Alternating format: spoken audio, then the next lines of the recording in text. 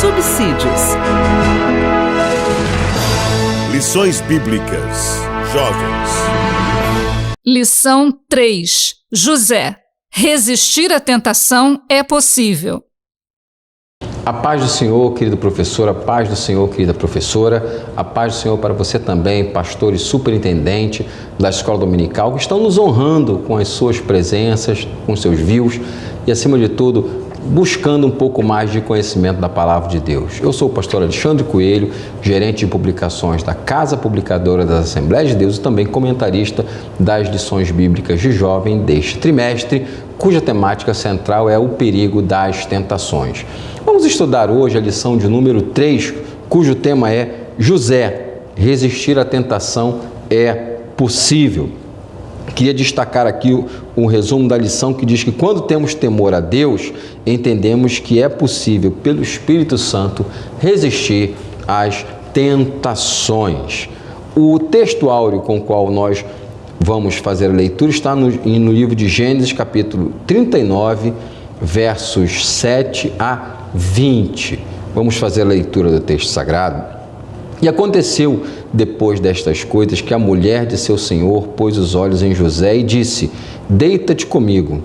Porém, ele se recusou e disse à mulher do seu senhor: eis que meu senhor não sabe do que há em casa comigo e entregou em minha mão tudo o que tem. Ninguém há maior do que eu nesta casa, nenhuma coisa me vedou senão a ti, porquanto és sua mulher. Como, pois, faria eu tamanho mal e pecaria contra Deus? E aconteceu que, falando ela cada dia a José e não lhe dando ouvidos, ele para deitar-se com ela e estar com ela, sucedeu num certo dia que veio à casa para fazer o seu serviço, nenhum dos da casa estava ali. E ela lhe pegou pela sua veste, dizendo: deita-te comigo. E ele fugiu, a sua veste ficou na mão dela e fugiu e saiu para fora. E aconteceu que, vendo ela que deixara sua veste em sua mão e fugira para fora, chamou os homens da sua casa e falou, dizendo: vede, trouxe-nos o varão hebreu para escarnecer de nós. Entrou até mim para deitar-se comigo, e eu gritei com grande voz. E aconteceu que, ouvindo ele que eu levantava minha voz e gritava, deixou a sua veste comigo e fugiu e saiu para fora. E ela pôs a sua veste perto de si até que o seu senhor veio à sua casa. Então falou-lhe conforme as mesmas palavras, dizendo: veio o servo hebreu que nos trouxestes para escarnecer de mim. E aconteceu que, levantando eu a minha voz e gritando, ele deixou a sua veste comigo e fugiu para fora. E aconteceu que, ouvindo o seu senhor essas palavras da sua mulher, que lhe falava, dizendo: conforme estas mesmas palavras me fez teu servo, a sua ira se acendeu. E o senhor de José o tomou e o entregou na casa do cárcere, no lugar onde os presos do rei estavam presos. Assim esteve ele na casa do cárcere. A história de Gênesis que nós vamos abordar neste momento é uma história que mostra a vida de um jovem chamado José.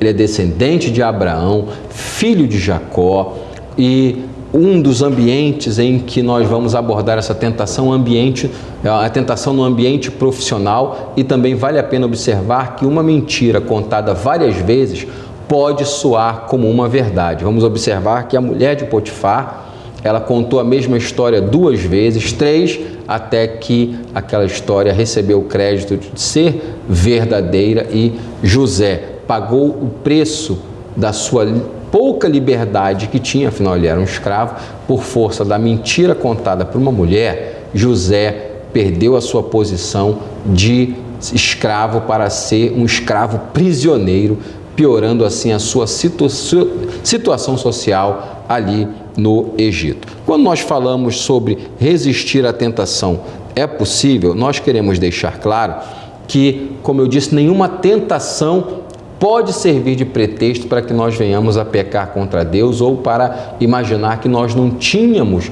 qualquer tipo de possibilidade de resistir àquele tipo de situação. Como eu disse também no início, na nossa primeira aula, todas as pessoas são tentadas de alguma forma, né? E muitas pessoas, quando se fala de tentação, pensam logo naqueles 3 pilares: sexo, dinheiro e poder, quando na verdade muitas outras tentações e modelos de tentação atacam as pessoas, né? O que atrai uma pessoa não necessariamente vai chamar a atenção de outra. Quando nós vemos a vida de José, vamos perceber que José nasceu numa casa dividida, não é? O seu pai, Jacó, tinha 2 esposas e 2 concubinas, e com as 4 mulheres ele teve diversos filhos, num total de 12. Jacó ali, ele teve arranjos familiares com os quais Deus não prestou ali o seu apoio, e apesar de Deus ter deixado claro que é um homem e uma mulher, Jacó ele segue as estruturas e aquilo que se fazia no seu tempo e acaba tendo um lar com várias mulheres, ou um lar onde os filhos não eram realmente respeitados, amados, não tinham atenção total do pai, e que disputavam entre si, tanto as mulheres quanto os filhos, a atenção de Jacó. As mulheres disputavam a atenção de Jacó como um homem, e os meninos e a filha de Jacó também disputavam a atenção dele como pai. Portanto, quando nós fazemos arranjos humanos para tentar acomodar situações com as quais Deus não nos orientou, Deus não nos outorgou, nós acabamos pagando um preço razoável por desobedecer às orientações de Deus. Porque adaptações humanas feitas para acomodar as relações que acontecem entre homens e mulheres sempre cobram o seu preço. A Bíblia também deixa claro que José, ele não era tão benquisto por seus irmãos. Quando, por exemplo, ele conta o sonho que teve, que o sol, a lua e 12 estrelas se inclinavam ali para ele, e que um feixe de trigo que ele tinha em mãos no sonho, os feixes dos seus irmãos se inclinavam diante dele, ali a Bíblia diz que Jacó guarda aquelas palavras no seu coração, mas os seus irmãos ficaram com muita raiva de Jacó. A Bíblia diz que eles não podiam falar com Jacó de forma pacífica. A Bíblia não diz que eles não queriam falar. A Bíblia diz que eles não tinham forças, não podiam conversar com José como um irmão comum. Primeiro, por causa desses sonhos. Segundo, pelo tratamento que Jacó dava ao seu próprio filho, como sendo aí um tratamento diferenciado, privilegiado, algo que ele não fazia com os outros filhos. Tudo isso foi fazendo aí uma marcação negativa para que José pudesse ser mal visto pelos seus irmãos. Com o passar do tempo ali, nós vamos perceber na narrativa bíblica que os irmãos decidem matar José. Um dos irmãos o salva e diz: olha, não vamos derramar o sangue dele, vamos fazer com que ele seja vendido como escravo, e aí depois nós vamos conversar com o nosso pai para dizer que uma besta, um animal selvagem, o matou. Dessa forma nós vamos ver que eles vendem José, matam um cabrito, tingem ali a capa de José com o sangue daquele animal e levam para o seu pai. Naquela época não havia a tecnologia que nós temos hoje de exame de DNA para você verificar se aquele sangue era humano ou se era um sangue de um outro animal. Mas para todos os efeitos ficou valendo a história que os irmãos de José contaram. Um animal despedaçou José e o matou, e aqui está a capa dele cheia de sangue.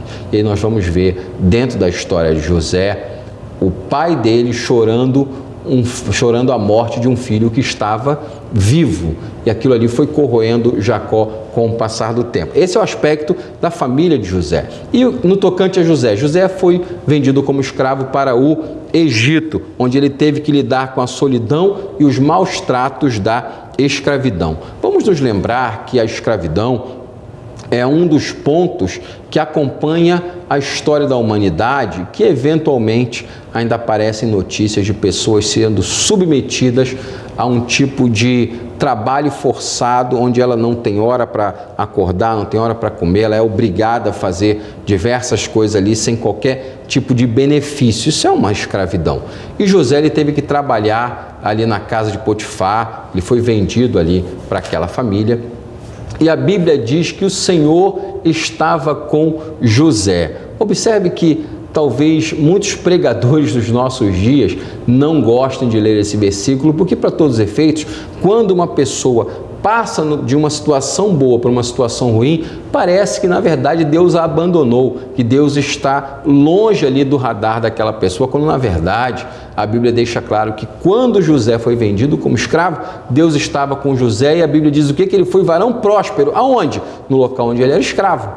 né? Esse é um tipo de versículo que confunde aqueles que que pregam o advento da teologia da prosperidade, porque o próspero geralmente não é um escravo na teologia desses homens. O próspero é aquela pessoa que tem liberdade, que tem bastante dinheiro, bastante saúde, quando na verdade a Bíblia diz que mesmo José, preso ali ou escravo, nas duas situações, Deus estava com ele. Quando José era escravo, Deus deu sabedoria para José, a ponto de seu senhor Potifar confiar nele e colocar diante da administração das mãos de José, a administração da casa. E naturalmente, Potifar era um homem casado e ele naturalmente deixou claro ali que José não deveria tocar ali na esposa de Potifar. Pois bem, acontece que aquela mulher, a Bíblia diz que ela pôs os olhos em José e quis se deitar com ele.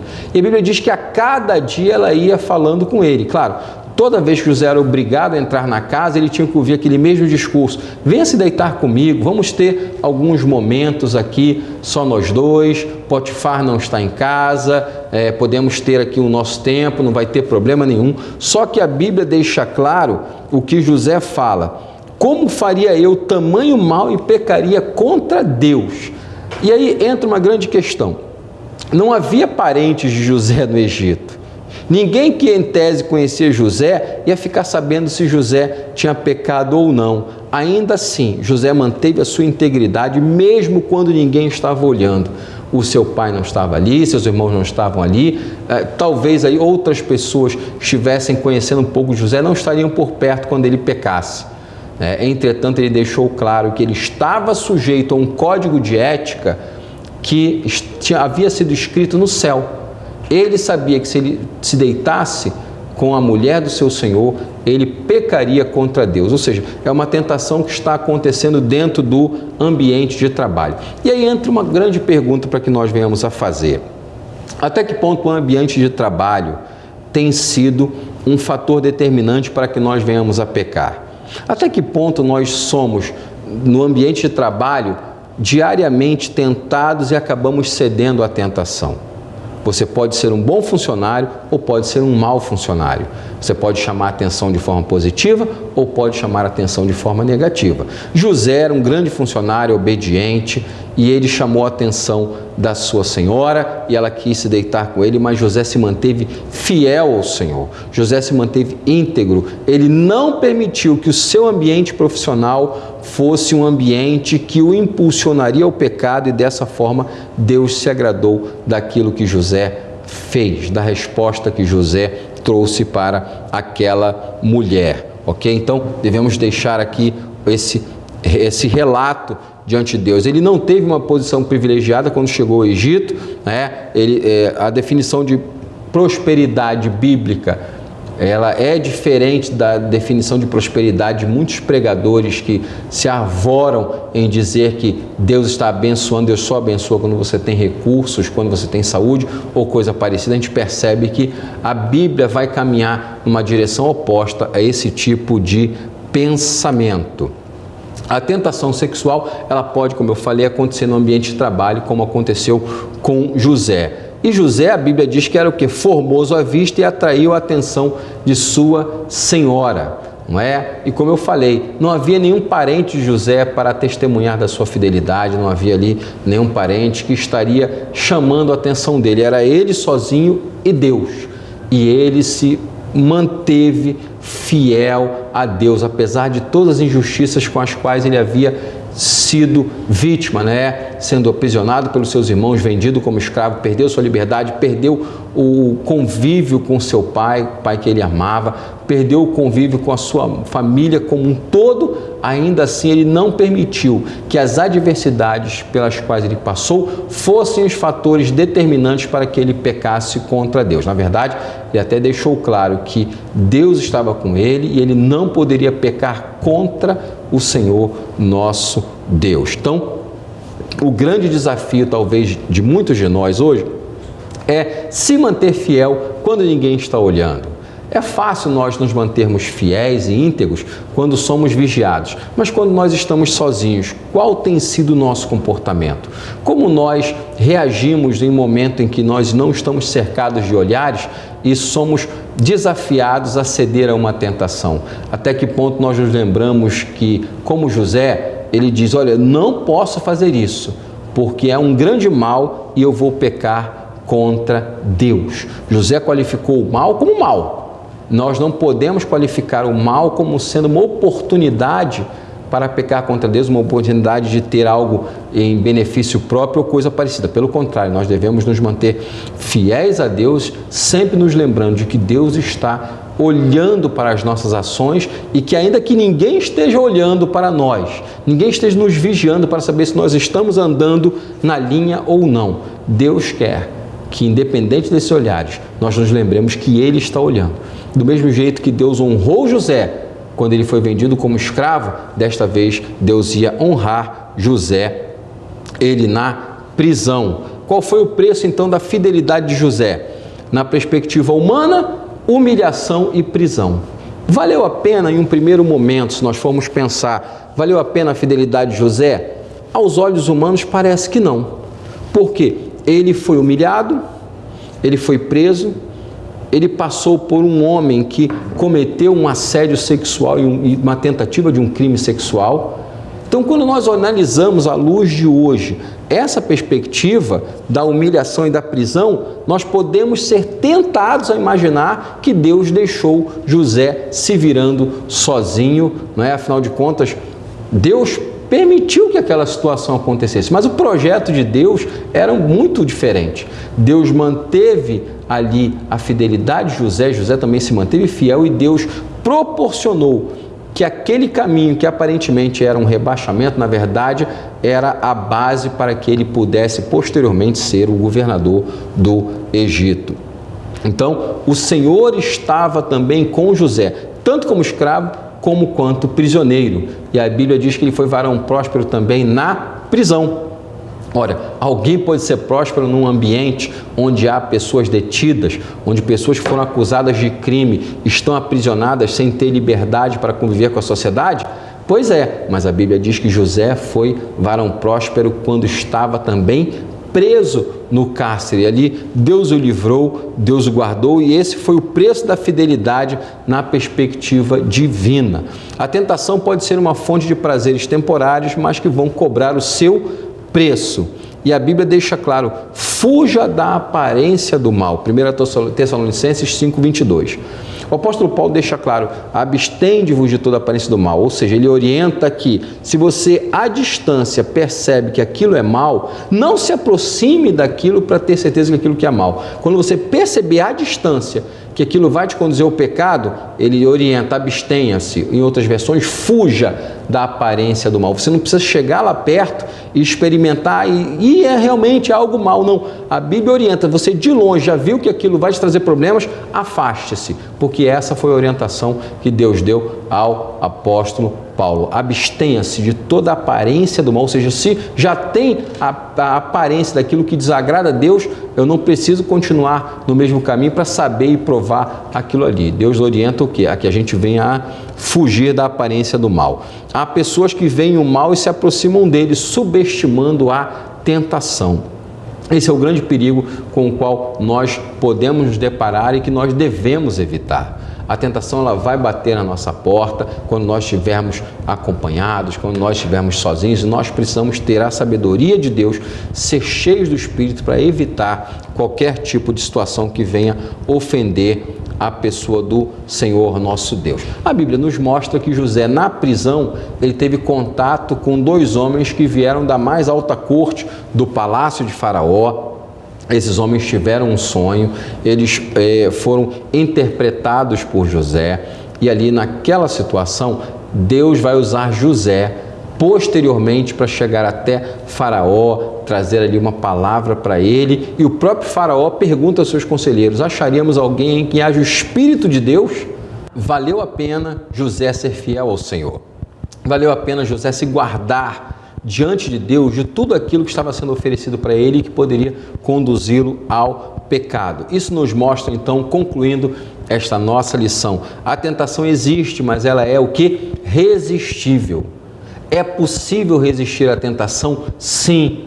E por mais que a tentação apresente prazeres mais rápidos e momentâneos, resistir à tentação vai fazer com que nós venhamos a ser pessoas que vão estar no centro do plano de Deus, guardados por Ele e dando prosseguimento ao projeto que Ele tem para cada um de nós. Portanto, permaneça firme e vigilante. Afaste-se de tudo aquilo que vai fazer com que você acabe pecando contra Deus. E acima de tudo, acerca de José, foi a convicção de que Deus esperava que José agisse de forma correta que o sustentou.